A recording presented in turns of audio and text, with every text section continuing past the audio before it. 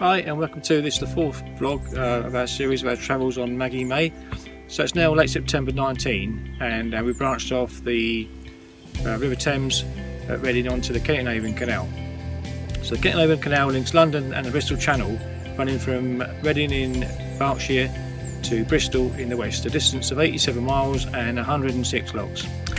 It passes through the towns of Reading, Newbury, Aldermaston, Hungerford, before dropping down through the flights to Devizes, Bradford-upon-Avon and Bath, then on to the River Avon, which takes it through to its terminus at Bristol. So designed by John Rennie, opened in 1810 after 16 years of construction.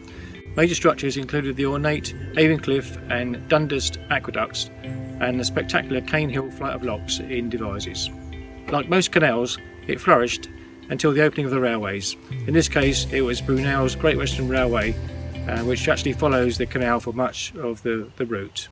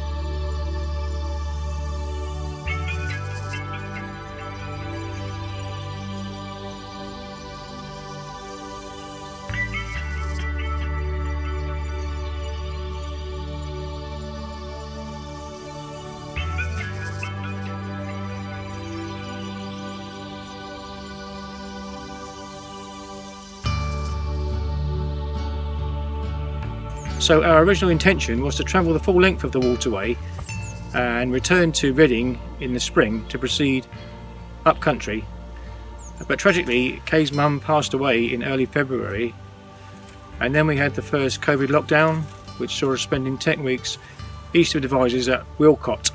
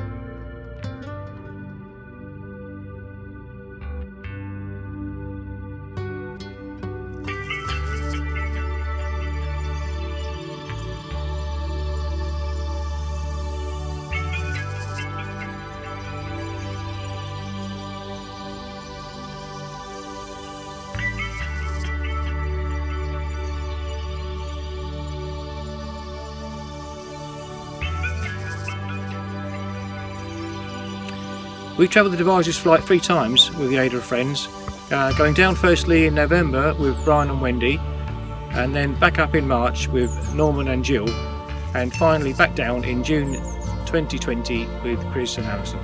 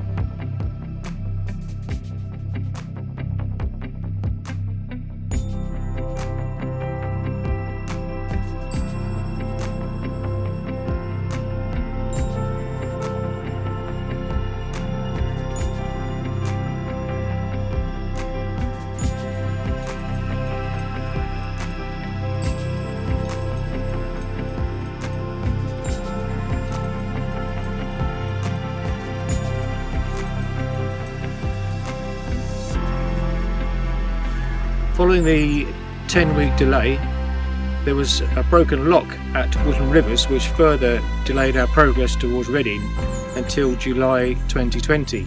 So given this delay, we decided to head back to Bath after lockdown and try and get onto the River Avon, which had been too fierce for us to navigate during the winter.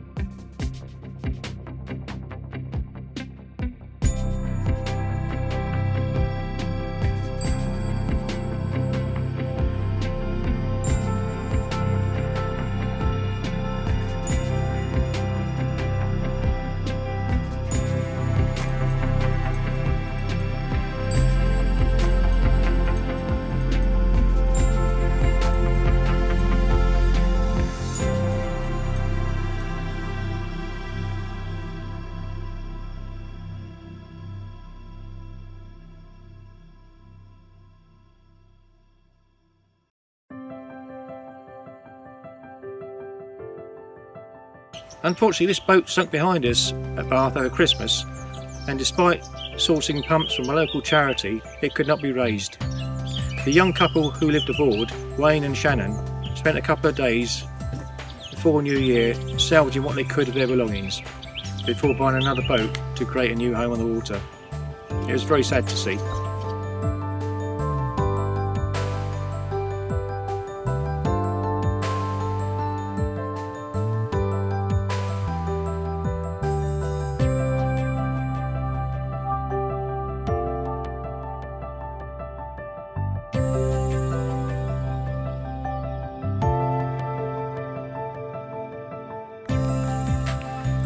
The highlight of the canal for me has got to be the city of Bath.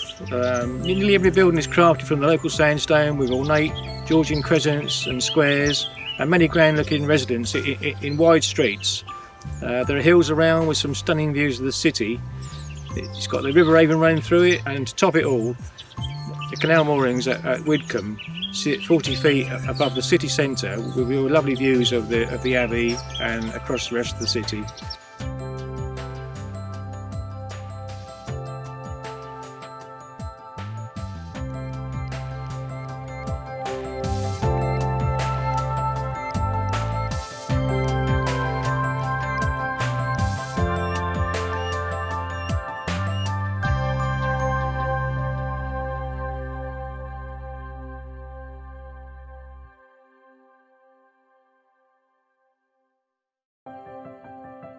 One thing we found when we was travelling along the Kennet and Avon Canal was that sometimes the banks are a little bit shallow, so we had to use a plank to get from the boat to the bank. Now this gives rise to an incident I wasn't going to mention, but to give a balanced view of narrowboat life, it's probably best we mention some of the bad stuff as well as the good. So what happened was, one evening after spending some time with our new lockdown friends, socially distanced, having a few drinks and a chat, whilst attempting to get back onto the boat in darkness, I lost my footing and slipped into the water. Kate, who was still on the bank, turned to see what all the noise was about and slid herself down the slippery bank into the water. Luckily for me, I managed to scramble up the muddy bank because I was close to it, but Kate was slightly disorientated and she swam a couple of strokes in the wrong direction before our friend Chris jumped in to pull her to the bank. So all three of us were soaking wet, and both Kay and I were very embarrassed and have been ridiculed from that day to this by all those that were present. But it is quite a laugh looking back on it, but it did highlight to us the dangers of being by the water and how quickly things can go wrong. They do say that you're not a real boater until you've taken a dip. Whilst I don't think that we're real boaters yet, maybe we're a step closer.